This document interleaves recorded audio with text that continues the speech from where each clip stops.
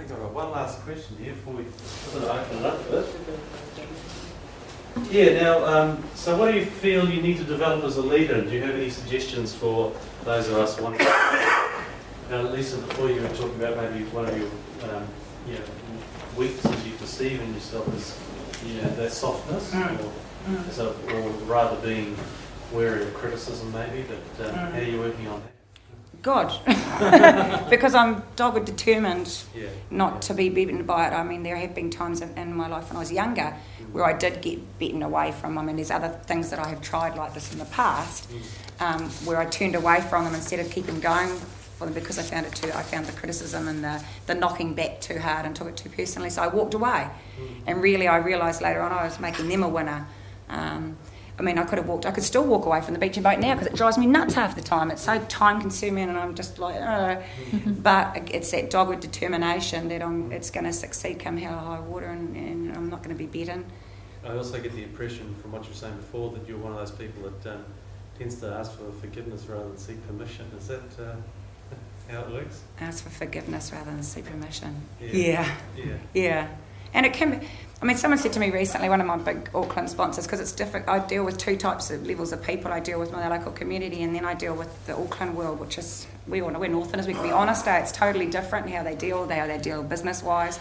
So I'm playing two worlds. And somebody, a big businessman said to me, you need to toughen up, and stop. And I said, yes, because I tend to be honest when I'm dealing with particularly the big companies in Auckland, which I think is the reason why they took a chance with me, because I was probably a rare thing sitting in that boardroom. I'm always completely honest with everyone and straight up, and someone said to me, you need to be a little bit more cagey, hold more back, play game, and I'm like, no, because once I start doing that I'm going to stop being me and it probably won't work. Yeah. So I think also rules aren't necessarily always the way you need to do things. Sometimes what works, I mean, who'd have thought look at me, if I lined up a whole lot of people to run the biggest fishing competition in New Zealand, it wouldn't have been me. It could have been anyone else, but it wouldn't have been this little chick from, with 3 kiddies. Would have been, and I think there's a lot of them still getting over the shock of it. But that's cool too. And I mean, like you said, you get your highs from what you do. That weekend when everyone arrives and all those boats come over, those Brenduans, and I see them pouring in one after another, and they've come from Taranaki and they've come from Blenheim and Christchurch, and some of them tow their boats from bottom of the South Island, and they're so friggin' excited and they've waited all year, and it's just so neat. And I'm walking around that weekend just like, wow, it's like organising this big party and everyone coming from all over the place. It's like, wow. I stand on the stage and I look at everyone and I think, this is amazing, absolutely amazing.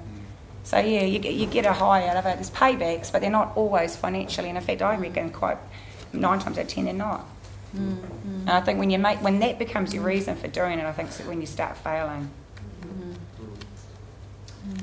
Excellent, thanks Steve.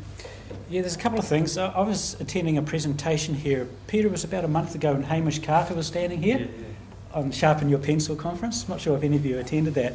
He said something in the very last sentence of the night that just moved the hell out of me. And I learned from that guy. He said, focus on what you can control. In the course of my day, I'm just blitzed with lots and lots of requests. There's just a forest, a mind-numbingly complex list of things I've got to work through.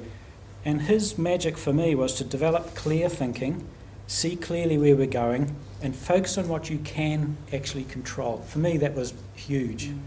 I'm not sure if that's valuable to you folks, but that's really big for me. The other thing is, I've had a lot of failures in my life, academically as well as professionally. Some have been spectacular.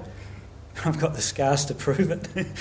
But have a successful failure. When you trip up, reflect on that, Where did I go wrong? What can I do better next time? So that you treat failure as a recipe for success later. I'm not sure if that sounds weird or not, but when you're heading up projects that no one's ever done before, the opportunities for failure are pretty highly loaded. And they're normally very public failures if you're doing projects like I do. So have the confidence to just pick yourself up, learn from it, store it away in your mental toolbox and just move on.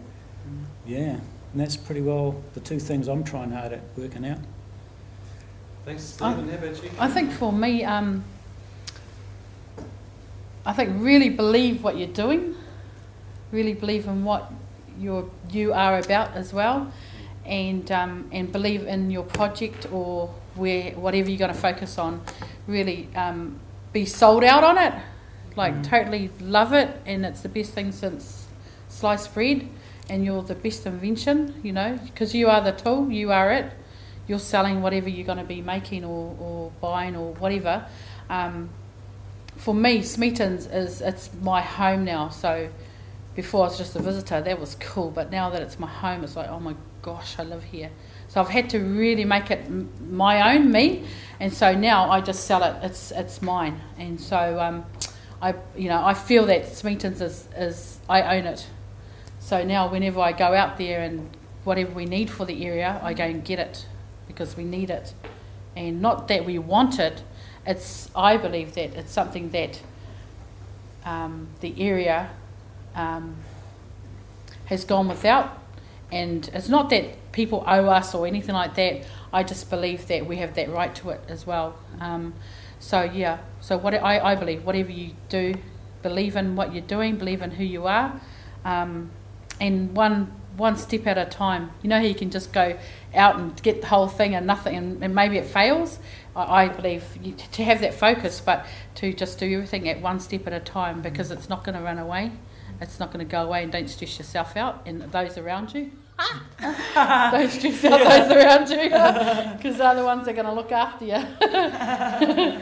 So, but I believe anything is possible. I totally believe that, and with that attitude, you'll get it. You'll get whatever you ask for. And I say, just go for it. Be who you are. Be who you are. Be yourself and go for it. Don't let anyone or anything stop you or hold you back from doing whatever you desire and whatever you want to do. Because we can all do anything we achieve. I believe we can do anything, whatever you want to do. It's yours. You own it. You know, take it. Yeah, that's what I believe. Hope that's helped. Don't hold back.